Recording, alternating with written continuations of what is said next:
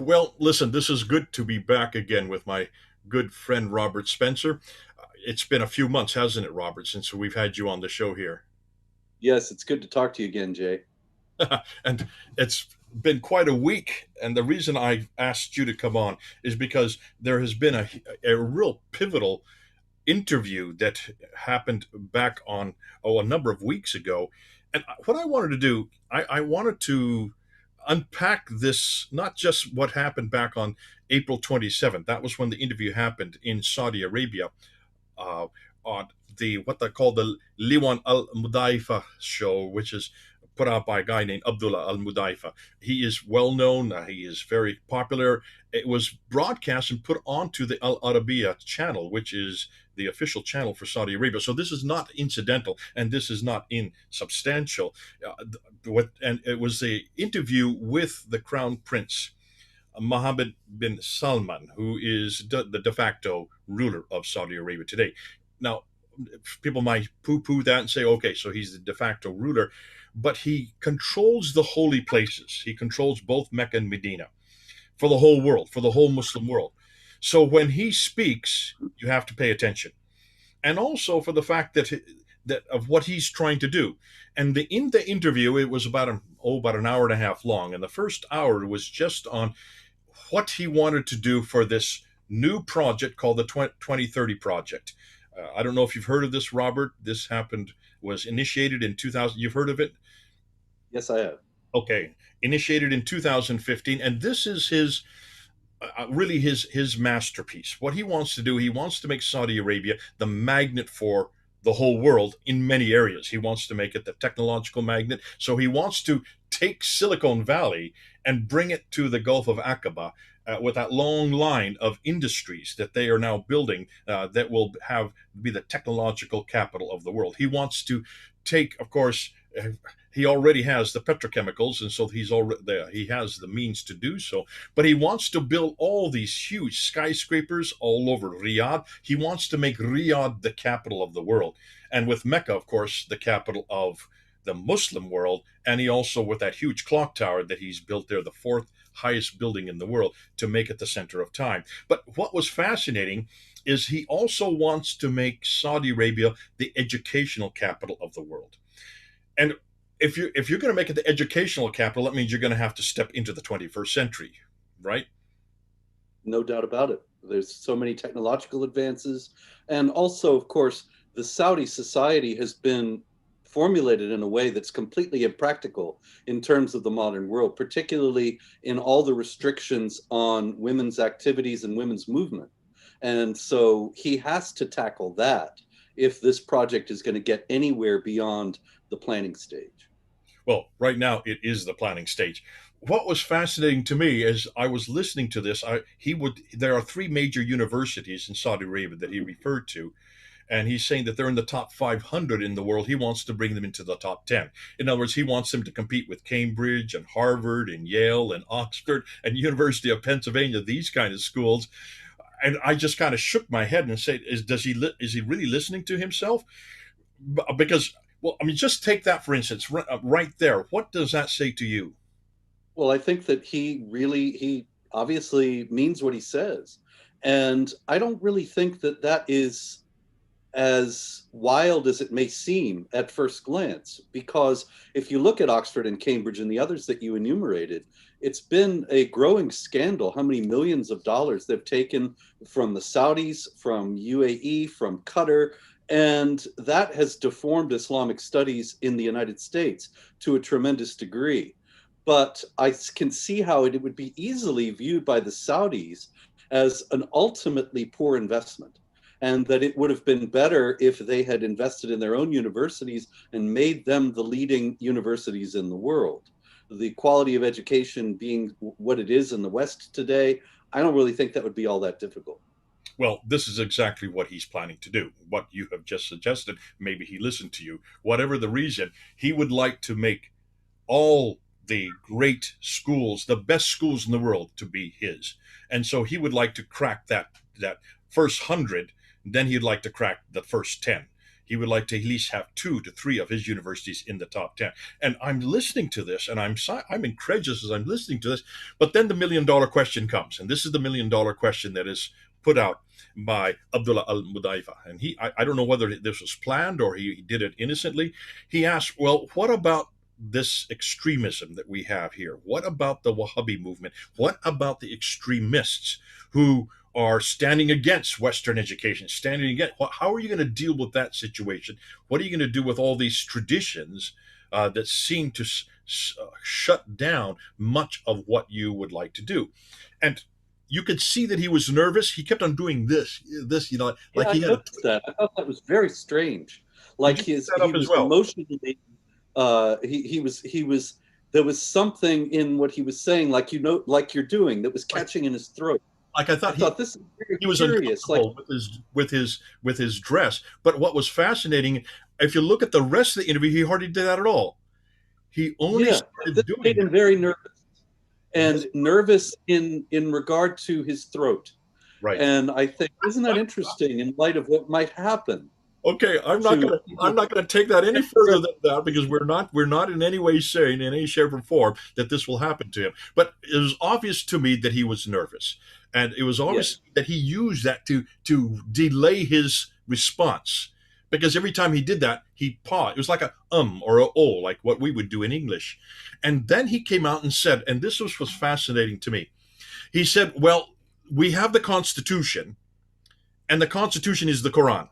So the Constitution is this book right here. As if that was a de facto, that would answer the question. However, then, of course, our good friend Wadaifa said, well, what about the Hadith? What about these many traditions? And he said, well, as you well know, there are different gradations. And he just quickly named them off real quickly. Sahih, Hassan, Da'if, those 3 real quickly. And he pretty much said anything that was Hassan or Da'if pretty much dispense with, but that which is Sahih must agree with this, must agree with this. And then he went on to say that, and because then the question came out, well, what are you going to do with the Wahhabis? Because the Wahhabis, as you well know, since the 1700s, have been really the theological base for Saudi Arabia, and for all the princes which he represents, who are the political wing, the Brotherhood, which is the Wahhabis, have pretty much given them their authority, their religious authority, their theological authority for 400 years. It was fascinating to see what he responded on that. And his response was this. He said, why are we allowing one man to be an arbiter between God and us? it was a wonderful answer because it was a quintessentially Wahhabi answer, and yet he turned it against Wahhab. He It was was really marvelous, you know. Uh, Muhammad ibn Abdul Wahhab in the late 18th century preached that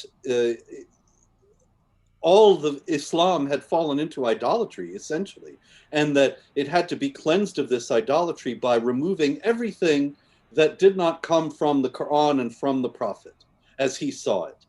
And so Wahhab himself would applaud and say, yes, the idea that I have created a school of thought is idolatrous in itself. But nobody has said this in Saudi Arabia up until MBS. And so it's really, I thought, now that's an extraordinarily clever thing. You got to give the man credit. That he's going to get a lot of pushback from the Wahhabi leaders, and he has the perfect argument to give against them. The one that they will not have any effective comeback to. That's right. Brilliant. It was a master stroke on his part, and I thought it was brilliantly done because that's the very thing. That's the very thing he is claiming. It was almost like he was saying Wahhab would roll in his grave if he saw what you are doing with him and elevating him to such a status. This is what you don't do. This is mushrikun. This is mushrik. This is elevating someone else alongside God. So what was fascinating, he then said, so what is it? It must be a continuous contextualization. We must have, basically what he was saying is, we must have ijtihad for today. There is not just one ijtihad, that's the word for interpretation of scripture, that is, must be codified in the 1700s. It must be continuous, including today. But what is that? That's problematic, because that's a Shiite argument, and that's going to get him in trouble. because according to Wahhabi Islam, according to Sunni Islam in general, the gate of ijtihad closed with the death of Ahmad ibn Hanbal in 855 AD. And there has been no ijtihad ever since then. It would be illegitimate because there was ijma consensus on all the major questions, and they were settled by all the pioneers of Islamic jurisprudence, the ones who formulated it. And so there's nothing to discuss. It's only the application of what has been settled. And so for him to say, "Oh no, it's all up for grabs," that's a very problematic part of what he said in terms of Sunni Islam, not just Wahhabi Islam, but Sunni And Islam. who is going to do the ijtihad now? He? Is he That's the going to be the problem. arbiter? The people who are the founders of the traditional schools of Islamic jurisprudence. And they all, like I say, Ahmad ibn Hanbal is the last one. The Shafi'i, Maliki, Hanafi, and Hanbali schools, and Hanbal died in 855. That's the end of that formulation of jurisprudence. What do you do with Muhammad Abdu, who in 1920s said that we must reopen ijtihad, and he gave a fatwa from Al Azhar University there in Cairo? What would you do with that statement? Well, that's the kind of thing that he can point to, but that didn't get a whole lot of traction in the Islamic world, and there were many people who thought that Abdu had overstepped the boundaries in saying this, and that he was going against what was settled consensus.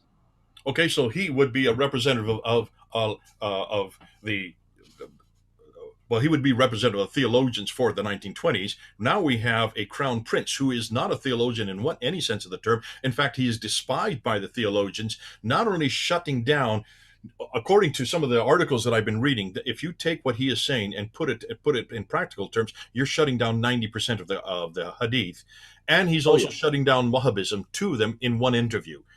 He's shutting down two of the stringent areas that Muslims are absolutely dependent on to know how to walk, talk, eat, drink, and sleep. yeah. It's actually uh, not to put too fine a point on it, but what he said was ultimately completely incoherent and impractical. There is no way that it could work. There's no way that it could happen. When you take, for example, the classifications of hadith that you mentioned before, Sahih, Hassan, Taif, and he's going to get rid of Hassan and Taif, the weak ones, and stay with the reliable ones, the Sahih Hadith. Well, okay, look, I have a Sahih Hadith that I prepared for this program that says in Musnad Ahmad 978, which is specifically listed as Sahih, says that stoning was for adultery was ordained by Muhammad. And so you can't really say, even though you were discussing in your earlier video, Surah 24:2, where it's 100 lashes for adultery, you can't really say that if it's ordained by Muhammad, practiced by Muhammad, you have that other hadith where Umar says that it was in the Quran and Yeah, dropped out. yeah, And you can say, well, there's the 100 lashes, but the Quran doesn't say, but not stoning. And so it's not really a disagreement yeah. that you can say these contradict the Quran and therefore they must be discarded. So he has to allow for stoning. He has to allow, as you noted before, for amputation for theft, because that's in the Quran in That's in the 538. Quran. You're He right. has to allow 538. child marriage because that's Aisha, and that's The practice of Muhammad multiply himself. attested in numerous Sahih ahadith, Yeah. in Bukhari, in Muslim. And so you can't get rid of that. And of course, the other elephant in the room, among many actually, that we could discuss, is the fact that the Quran so many times, I have here a list, but it would be tedious to read them all off, but there are at least 20 verses in which the Quran says, obey Allah and the Messenger. How are you going to obey the Messenger when Exactly. there's virtually nothing about him in the Quran itself? Yeah. That's why the Hadith exist. And Yeah. so you can't even obey the Quran without the Hadith. And this is why the idea of Quran only Muslims has always been a small minority. It's a relatively new phenomenon. Most of the time, for most of Islamic history, it was considered to be an incoherent, unworkable idea that contradicted the Quran itself. Let's unpack that a little bit more because my good friend Shabir Ali is a Quran only. I think the new term that they call it is now Quranist. That's the new term they like to use. They are Quranists, which I'm sitting there and just I love this that they have now come back to the Quran only. I know that some people have spent their whole time on the Hadith and try to confront it. I find that the Quran is one of the best and easiest books to confront because it is so simple. It is easy to read, and it is open to all kinds of interpretation. But what the part that is not open to interpretation is so damning. Yes, no doubt And about that. no Muslim can walk away from the Quran. As you can see, Muhammad bin Salman cannot walk away from the Quran. That's why it is his constitution, and that's why it is his redress. Now, help me here. From your perspective, Quran only.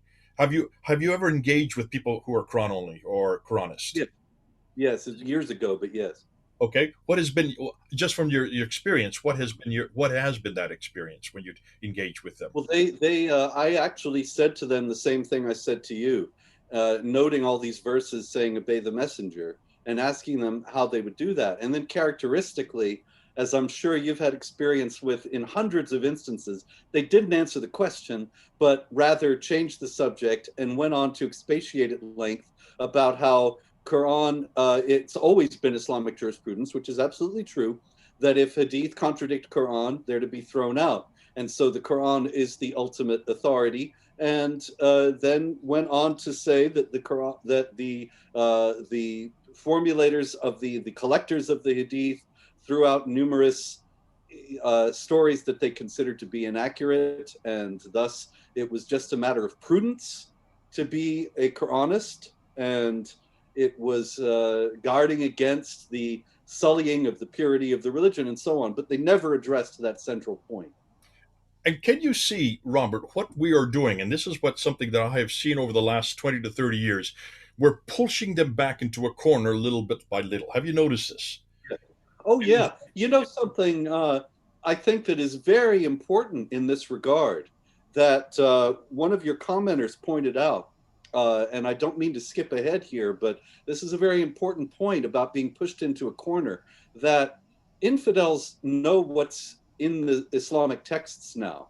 And that was not true right after 9/11 when there was so much interest in those Islamic texts. And so, for example, right after 9/11, there was a very useful online database called the USC MSA something or other. It was University of Southern California Muslim Students Association, and they had a searchable Quran, and I believe they may have had hadith that were searchable as well, but I don't remember now. It's been so long. But I made great use of that and wrote a great deal with embedded links online using that database. And I think I'm ultimately responsible for its demise, not intentionally, but because they saw that not just me, but others also were making so much use of this thing that it was hurting them more than helping them. And ultimately, it was remodeled in a way that made it completely useless. And I was reminded of that the other day when I went back to Quran.com, where it used to be a marvelously helpful site where you could search for any Quran verse and get a number of translations, get the original Arabic, get a transliteration. And now recently, luckily, right after I finished my book that'll be out at the end of this year, The Critical Quran, uh, right after I finished it, I went back to the Quran.com the last few days, and I see that they've completely overhauled that. So that now, if you search for example, I was searching for Surah 39, verse 8, and you get anything but. You put in 39.8, and you get anything but 39.8. And then when you go to 39.8, you don't get the passage itself. You get other things. And I see, oh, now they have made this useless for the infidels. And what will be next? But the cat is out of the bag. Also, 20 years ago, I remember I was on a radio show rather, with what was his name? Hussein Ibish. Do you know Hussein Ibish? No. he he's kind of faded from the scene, but he was a very, very popular analyst right after 9/11 and before that as well, for political stories involving political Islam, the Palestinians, and so on. And I was on a show with Hussein Ibish in this was must have been in 2001 or maybe two, and I said, you know, you're going to have to address Islamic anti-Semitism at some point, and the fact that the Quran says that the disobedient Jews were transformed into apes and pigs, and he says that's not in the Quran. And I was kind of dumbfounded, and I was also ready for him at that time, but I was not ready for what came next. I gave him the verses, chapter 2, 63 to 65, chapter 5, 59 to 60, and chapter 7, 166. And he said, nope, it's not in the Quran. You're misinterpreting it. And he actually went away and wrote an article in which he quoted chapter 5, verse 60, but not 59, so as to give the impression that there were people who were transformed into apes and pigs, but they weren't the Jews, because he left out the salient portion of the passage. Now, he could get away with that in those days, Yeah. and people went away thinking, I'm sure, that Spencer, he's not Muslim, and Hussein Ibish is Muslim. Hussein Ibish must be right. But now I think too many people know what's in the Islamic texts, and this is why MBS has to confront them in some way or another if he's going to move Saudi Arabia into the 21st century. What I like to do, Robert, since you brought it up, and this is one of the reasons I wanted to bring you on, I want to really respond to some of the comments of the video that I put up there on MBS. There have been about 20,000 people have watched that video in the last 2 days. But what was fascinating are the comments. I love to read the comments, and for those of you who are write comments, especially when you are unpacking it, when you're really wrestling with it, I will use it and I will come up and we will respond to it. So I want to read these comments and I want you to listen to them and then I want you to respond. You, in some ways, you've already responded to the first one, but let me read it. It's from Bart Connolly. Bart Connolly has been on for many months, years. In fact, I've never met him, but always love his comments. And this is what he says. Islamic scholars have always rated isnad above content. Even if you get into unbroken multiple chains and throw out the rest, you are still left with the issue of content. What will they do with the ones left, and Quranic verses supporting such things as child sex? That's one you referred to with Aisha and Muhammad. Execution. And there's the whole litany of those. Chapter 47, verse 4. Chapter 8, verse 39, and on and on and on. So many. Execution. Again, the same thing. I'm sorry. Killing homosexuals. Some would go to chapter. Which one would you go to on homosexuals? Because I don't know where I would go to for killing homosexuals. That I don't find in the Quran. Yeah, I go to the Hadith for that, and the Yeah, Hadith where it says if you find people committing the sin of Lot, then execute them both. yeah. But there's not really, I can't think of clear Quran about it. I wouldn't know There of is, anyone if on you that have one. two women committing lewdness, then close them up in their houses forever.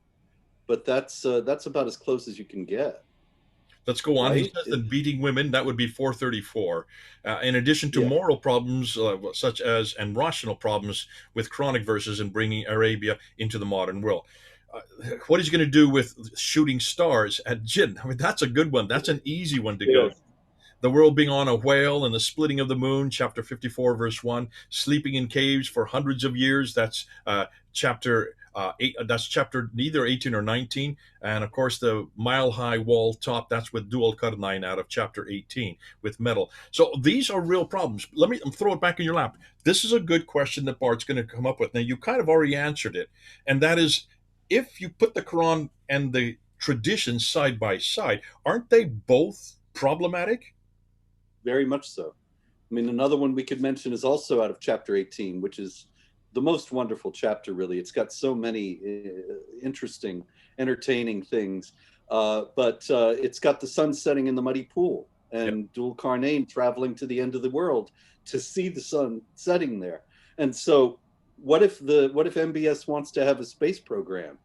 And the constitution of his the constitution of his state is the Quran that says the world is flat. Yeah, yeah. Uh, this is going to the problems are endless and can be we could go on for hours about the absurdities this is going to come into. The moon But following the sun, and the sun then following the moon, which you see in the Quran. I mean, there's such a litany of what, but I mean, some of the other things, and this is what Bart's coming up with, and I like it.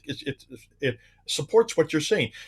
Whereas maybe a 100, maybe 20, even maybe 10 years ago, most Westerners had not really read the Quran, had not really gone to the traditions. We didn't really know what they were saying. And most Muslims could pretty much say anything about the Quran, and they knew we wouldn't be able to come back on them.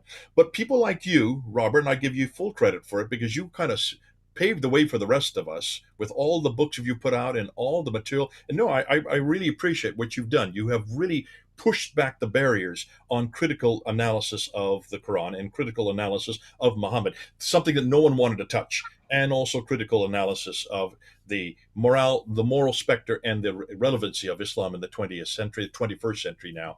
But we have come leaps and bounds because of that. Remember, Yasser Qadi made this statement in his infamous interview of June 8th last year, where he says, the Westerners have come leaps and bounds in the last 100 years. I would say not just the last 100 years, in the last 10 years, primarily Yes. because of the books you've put out, because you have educated the West. You have educated us to understand not only what Islam is saying finally, but also where their sources are, and that we need to go back to their source, which is what he is doing in this interview. He is trying to go back with this to the source. I don't think he's ever read it. I I think wouldn't he's be in the only least memorized it. surprised. Yeah. Yeah, absolutely. I mean, obviously, he's an Arabic speaker, but classical Arabic is not modern standard Arabic. And it may be also that when you're memorizing something at a very young age, you're not engaging with it intellectually. And I'm sure that there are many passages, if not the whole thing, that he's never really sat down and pondered in an intellectual manner or I thought would about their imagine implication. I would imagine being a Saudi prince, he has had a very sheltered lifestyle. He's been very, very careful where he's been educated. He made a very big thing about the fact that he was educated in Saudi Arabia and he didn't go overseas. I thought that was fascinating. But Yeah, he nonetheless, doesn't have an influence. See, he's not tainted by this. Is not his reform movement is not coming from being corrupted by the West. It's coming from pure Saudi Islamic principles. now here's what's fascinating, because he if this is the case, it's obvious to me that he is not aware of just the passages we brought up. I mean, we just did this off the top of our head. What you brought up and what Bart Connolly is bringing up here, he is not aware of these problems. So he's certainly not done a critical analysis. I don't think he's ever had anybody confront him on the Quran. I think he really does believe that the Quran can pass every muster, can pass every critical analysis, is probably the most relevant book for today. Are you getting that idea? Oh, there's no doubt about it. I mean, this is the kind of thing that you're taught in Islamic societies, as you well know, from birth, that this is the most extraordinary book, this is the most extraordinary man, and everything they do is everything the book teaches, you should do, everything the man does, you should emulate. And so I'm sure that he simply assumes that if Saudi Arabia is based thoroughly on the Quran, then it will zoom ahead of the rest of the world. That will take care of all the problems right there in one Well, fell swoop. it's kind of like the passages in chapter 8 of the Quran, Surah Al Anfal, the spoils of war, about the Battle of Badr and how they won because Allah fought for them. Yeah. And so the corollary then, coming after the Battle of Uhud and other passages in chapter 3 and elsewhere, that they lost because they weren't pleasing Allah. And so it's a one-to-one correlation. The more you obey Allah, the more you will succeed in this world, not just in the next. And so the idea, the Christian idea of the wicked prospering, why do the wicked prosper? Why would the Messiah be crucified, and so on? These things don't exist in Islam.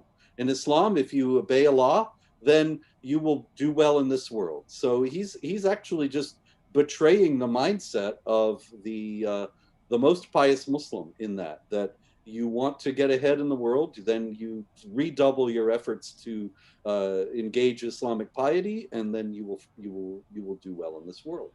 One last question on this thing before we go to the next one. What do you do with the fact that many of those he's imprisoned or his father has imprisoned are the very people who have said the same thing he's now saying? So this is another thing that he's going to get in trouble for. Just like I was suggesting earlier that he's following Shiite ideas of ijtihad. This is, I say that, by the way, let me make that clear that it's a Shiite. It's more likely that they will call him a Shiite than a follower of Muhammad Abdu because of the tensions with Iran today, and the sharpness that they have brought. Those tensions have brought to the Sunni Shiite divide, and so it's an easy way to tar him, to call him something like that. But in any case, yes, he's imprisoned people who are saying exactly the same thing.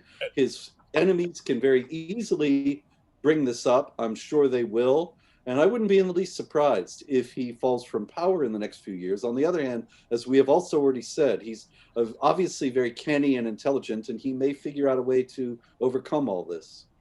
Well, I think if he doesn't really care, if he can prove and get his country into the 21st century and make it one of the make it the magnet for the whole world in these very areas that he is saying, then he doesn't really care what the people say, because he'll have so much profit on his hand, and he'll be able to say, but look what I've done, look what I've done in almost every area, technologically, educationally, socially, and all the rest.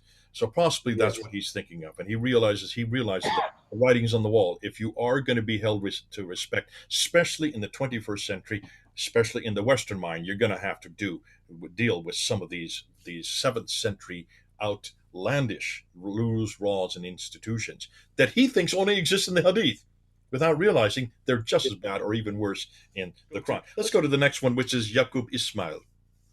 He says, time for yeah. another canonization of the Quran, the 6th Quran, and the final one by editing and clearing all the verses that were added after the 1st century of Hijrah. Are you Well, familiar with the 5 canonizations of Yahweh? We'll see you all again once we have another problem to unpack. Shadi Nasser. I'm not sure. Are you talking? Is that various permutations of the various kiraat? Yeah, what he has done, and it is that, but it's more than that. What Shadi Nasser has done, and this is now becoming quite popular around the world.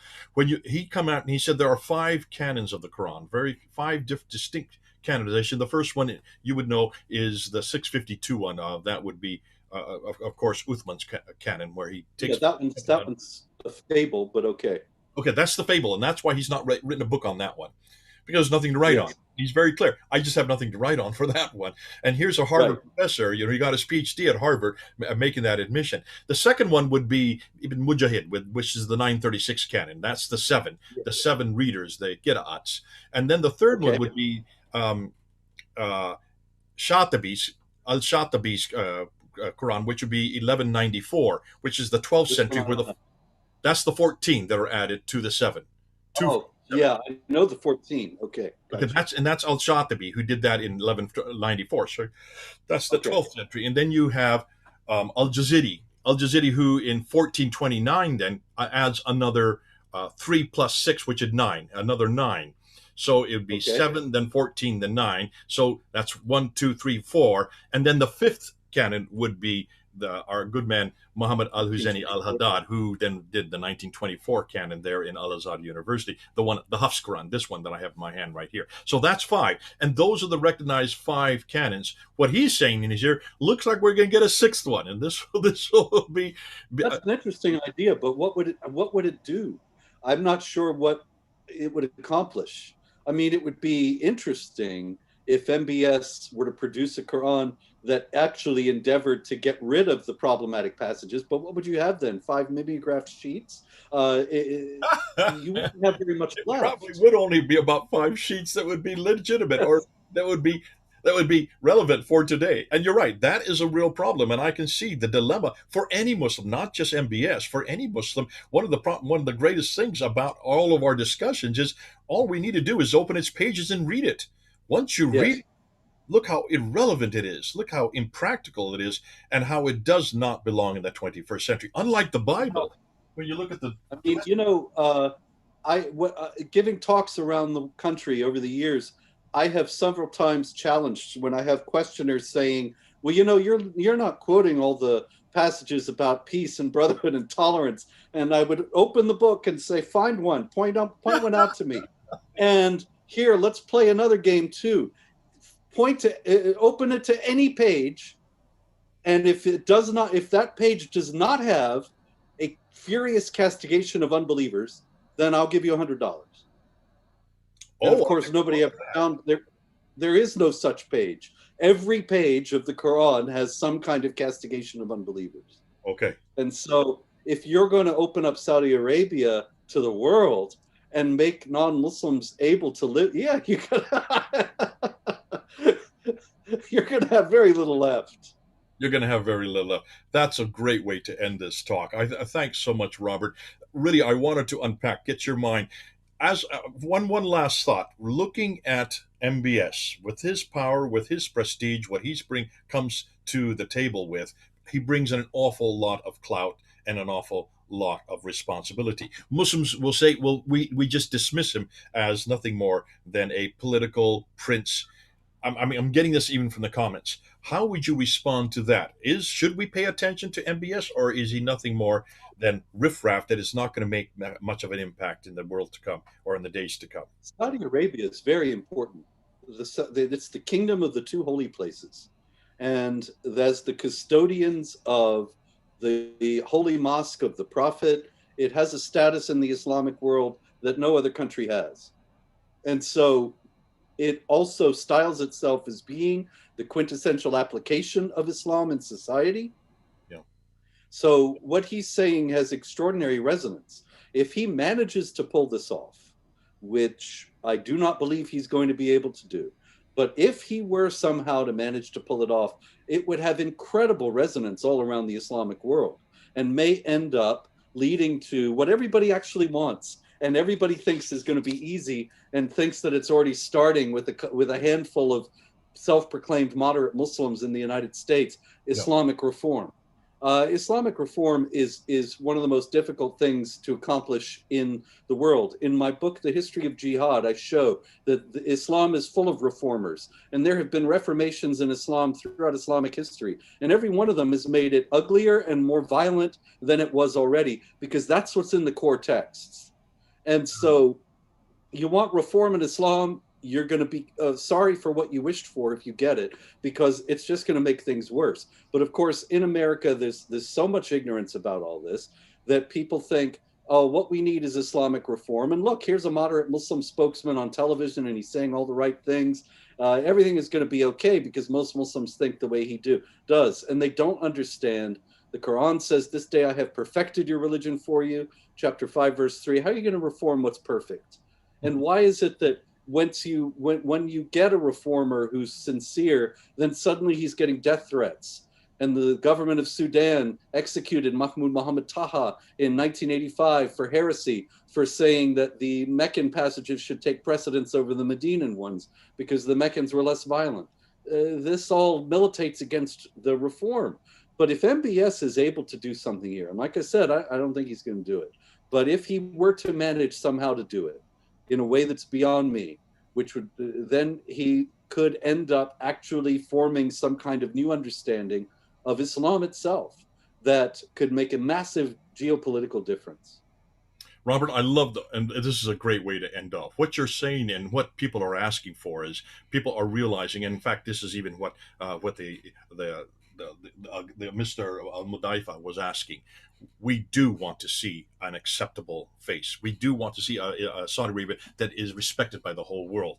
But we've got a problem. We have got the Wahhabi movement. We have got these extremists. How best can we get back to this acceptable face? His answer was this book.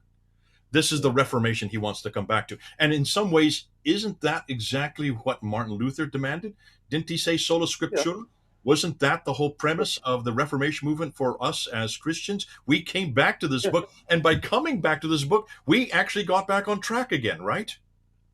But that's a permutation of the same argument as people have often said. I'm sure you've heard it a million times, that Christianity is 600 years older than Islam, and so in 600 years, all this will be ironed out.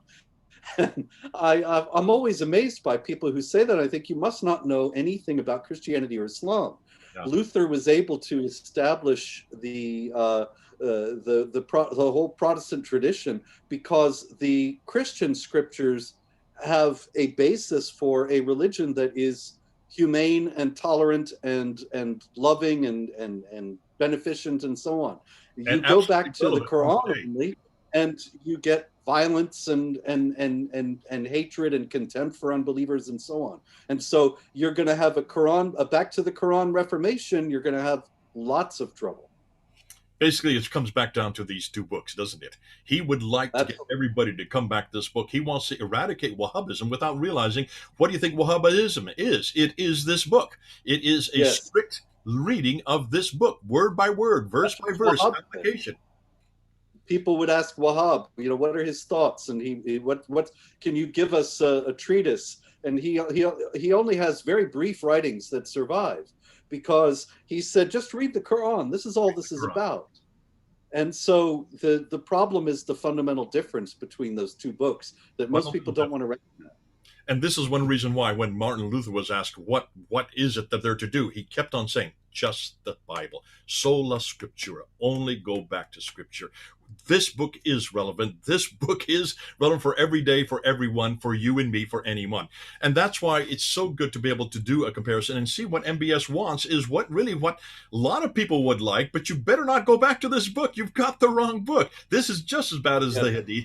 Come on back to the real book. Come back to the better book. Come Yeah, on back. in That the would days make of sense. Martin Luther, the prince would determine the religion for the region. And MBS would do his people a much greater favor if he said, okay, we're going to be Christians now and pattern the society after the Bible. And, there are a number of abundant precedents in history for that kind of proclamation. And it's likely that that wouldn't endanger his life any more than what he's trying to do is going to endanger it. That's true. That's true. From your lips to God's ears. Listen, thanks so much, Robert. This has been terrific having you on board. It's always inspiring to listen to. You have really paved the way for so many of us. And basically, I would say an awful lot of credit has to be given to you and others like you who have gone before and really opened the way so that we are 100 years better. So we are much more knowledgeable. So we can actually read the text and throw it right back and say, you've got an irrelevant text. So thank you for all you have done. Thank you for all that you're going to continue to do. And thank you for coming on board here on Fander Films. God bless you. And we'll see you all again once we have another problem to unpack.